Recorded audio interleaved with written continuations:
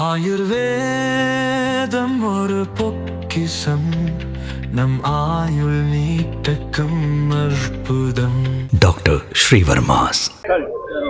நீ அரிசி கொண்டு வா, நான் உமி கொண்டு வருகிறேன், 2 பேரும் ஊதி ஊதி சாப்பிடலாம் என்று சொல்லி இன்றைக்கு அமெரிக்கா உமியை கொடுத்துவிட்டு இந்தியாவின் வளத்தை ஊதி ஊதி சாப்பிடப் போவதுதான் இன்றைய அமெரிக்காவுக்கும் நம்முடைய பிரதமர் மோடி அவர்களுக்கும் ஏற்பட்டிருக்கிற ஒப்பந்தம்.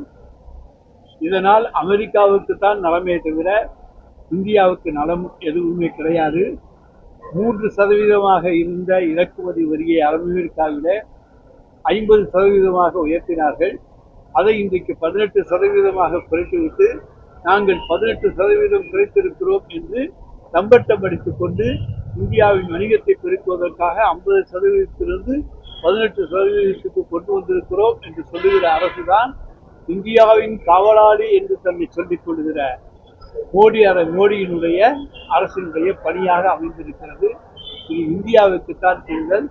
இன்றைக்கு இந்தியா அமெரிக்காவிடம் இருந்துதான் கச்சா எண்ணெய் வாங்க வேண்டும் என்று நிர்பந்திக்கிறது. இதிலே ரஷ்யாவிடமிருந்து வாங்குகிற கச்சா எண்ணெயினுடைய விலை $50 என்றால் அங்கே $55. இதனால் யாருக்கு ஆதாயம் என்று சொன்னால் அதானிக்கும் அம்பானிக்கும் ஆதாயம். எனவே மோடி எடுக்கின்ற எந்த ஒரு முடிவினுடைய இறுதியை பார்த்தோமேயானால் அது அதானி அம்பானி சம்பந்தப்பட்டதாக, அவர்கள் இருவருக்கும் மிகுந்த பொருளாதார வளத்தை பெருக்கி தருகின்ற செயலாக அமையும். தமிழ்நாட்டில் எங்களுக்கு 42% ஓட்டு வாங்கி இருக்குன்னு சொல்லி செங்கோட்டையன் சொல்லியிருக்காரு. அதாவது தமிழக வெற்றி கழகத்துக்கு 42% ஓட்டு வாங்கி இருக்குன்னு சொல்லியிருக்காரு. 24 இருந்தாலே பெருசு, திருப்பி போட்டான் என்ன. அதனால செங்கோட்டையனுக்கு என்றைக்குமே அரசியலினுடைய புள்ளி விவரங்கள் தெரியாது.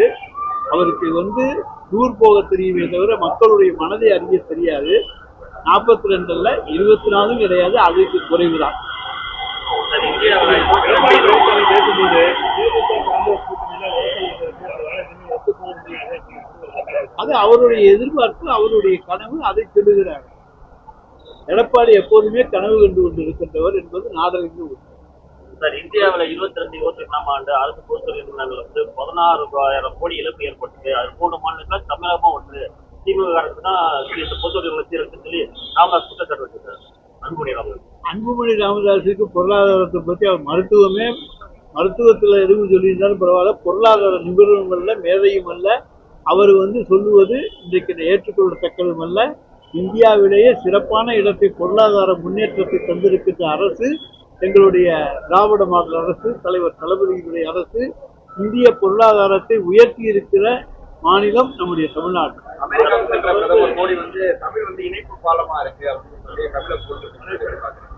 அதாவது அமெரிக்காவுக்கு போனால், மலேசியாவுக்கு போனால் தமிழை புகழ்ந்து பேசுவார்.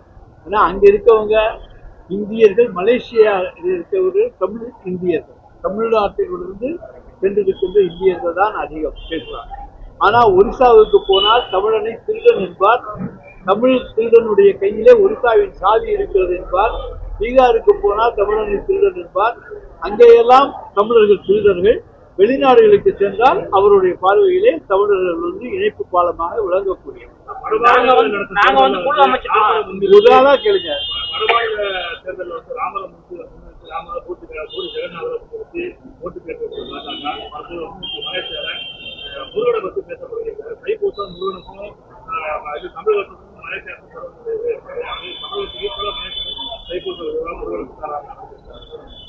அதாவது தமிழ்நாட்டிலே கொண்டாடுவதை போல மலேசியாவிலே தைப்பூசம் மிகச் சிறப்பாக கொண்டாடப்படுகிற ஒரு பண்டிகை. பினாங்கில் அதுக்கு பினாங்கு மாநிலத்தில் 2 நாட்கள் விடுமுறை விடக்கூடிய ஒரு பண்டிகை. எனவே அங்கே இருக்கின்றவர்கள் இனம் பாராமல், மதம் பாராமல், அதாவது அவர்கள் சீனர்களாக இருந்தாலும், மலேசியாவை சேர்ந்தவர்களாக இருந்தாலும், இந்தியர்களாக இருந்தாலும் எல்லோரும் தமிழ் கடவுள் முருகனை ஏற்றுக்கொண்டு அங்கே அந்த விழாவை நடத்துகிறார்கள். இன்றைக்கு மலேசியாவிலேயே இருக்கின்ற மிகப்பெரிய தமிழர் திருவிழா என்பது தைப்பூச திருவிழா. சிங்கப்பூரிலும் நடக்கிறது, கோலாலம்பூரிலும் நடக்கிறது, பினாங்கிலும் நடக்கிறது. பினாங்கிலே 2 நாட்கள் நடக்கிற திருவிழா. இதையெல்லாம் பார்த்துத்தான் மோடி பேசுகிறாரே தவிர தமிழ்நாட்டிலே இருக்கக்கூடிய முருகனுக்கு தமிழ்நாட்டு மக்களுக்கு தெரியும்.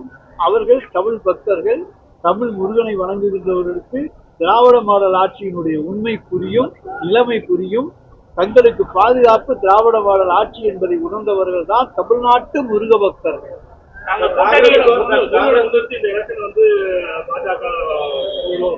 முருகனை முன்னிறுத்தாலும் சரி அல்லது ராமனை முன்னிறுத்தினாலும் சரி, யாரை முன்னிறுத்தினாலும் எங்களை பொறுத்த வரைக்கும் நாங்கள் அடுத்தவர்களுடைய மத கலாச்சாரத்துக்குள்ளே ஊர்வது கிடையாது. யார் தங்கள் இஷ்ட தெய்வங்களை வழிபட வேண்டுமோ அவர்களை வழிபடுவதற்கு வேண்டிய வசதிகளை செய்து கொடுக்கிற அரசுதான் தமிழ்நாடு அரசு. வரலாற்று சிறப்பு மிக்க 4000 குடமுழுக்குகளை 5 ஆண்டுகளிலே நடத்தி இருக்கிற ஒரே அரசு எங்களுடைய திராவிட மாடல் அரசு. இதிலிருந்து மக்களுடைய உணர்வுகளுக்கு மதிப்பளிக்கின்ற அரசு திராவிட மாடல் அரசு என்பதை நீங்கள் புரிந்து கொள்ள முடியும். சார், யார் யாரு கருத்து சொல்லிட்டு போவாங்க, அதெல்லாம் கருத்துக்களாக நாங்கள் எடுத்துக்கொள்ள முடியாது.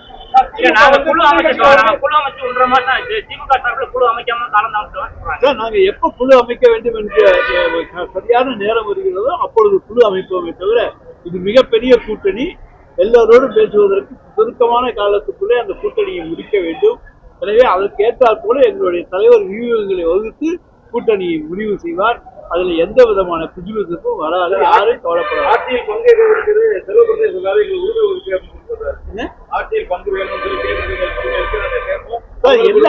எல்லாருக்கும் உரிமை உண்டு. கொடுக்கின்ற இடத்துல எங்களுடைய தலைவர் இருக்கின்றார். அவரை பொறுத்த வரைக்கும் இது திராவிட மாடல் ஆட்சி 2 தொடர வேண்டும். அதற்கு தன்னுடைய கூட்டணி கட்சிகளுடைய ஆதரவோடு தொடர வேண்டும் என்பதுதான் எங்களுடைய தலைவருடைய விருப்பம்.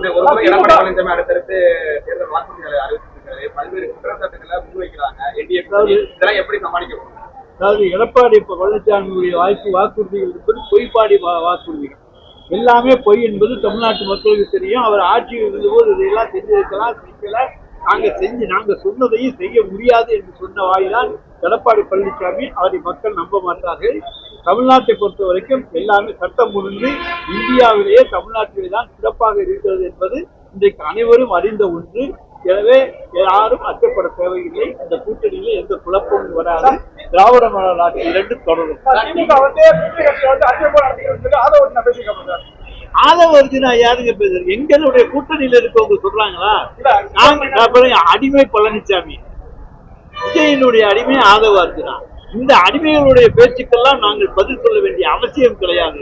நாங்கள் சம இடத்திலே அவர்களை வைத்துக் கொண்டு ஈக்குவலாகத்தான் எங்களுடைய கூட்டணி தலைவர்களை வைத்துக் கொண்டிருக்கிறோமே தவிர யாரையும் ஆண்டான் அடிமையை போல நடத்துகின்ற பழக்கம் திராவிட முன்னேற்ற கழகத்துக்கு எந்த காலத்திலும் கிடையாது. தலைவர் கலைஞர் காலத்திலும் கிடையாது, இன்றைக்கு தலைவர் தளபதியினுடைய காலத்திலும் கிடையாது. எல்லோருக்கும் ஒரே மாதிரியான மதிப்பளிக்கக்கூடிய ஒரே இயக்கம் எங்களுடைய திராவிட மாடல்.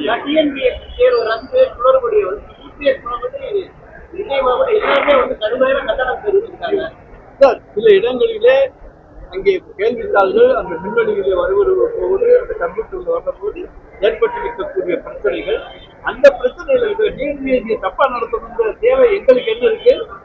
அந்த மாதிரியான தேவை எங்களுக்கு கிடையவே கிடையாது. நாங்கள் நேர்மையாகத்தான் நடத்துவோம். நாங்கள் எல்லோருக்கும் பொதுவாகத்தான் இருக்கோம். அங்கே திறமையானவர்கள் தான் தேர்ந்தெடுக்கப்படுவார்கள். அங்கே பரிந்துரைக்கு இடமே கிடையாது.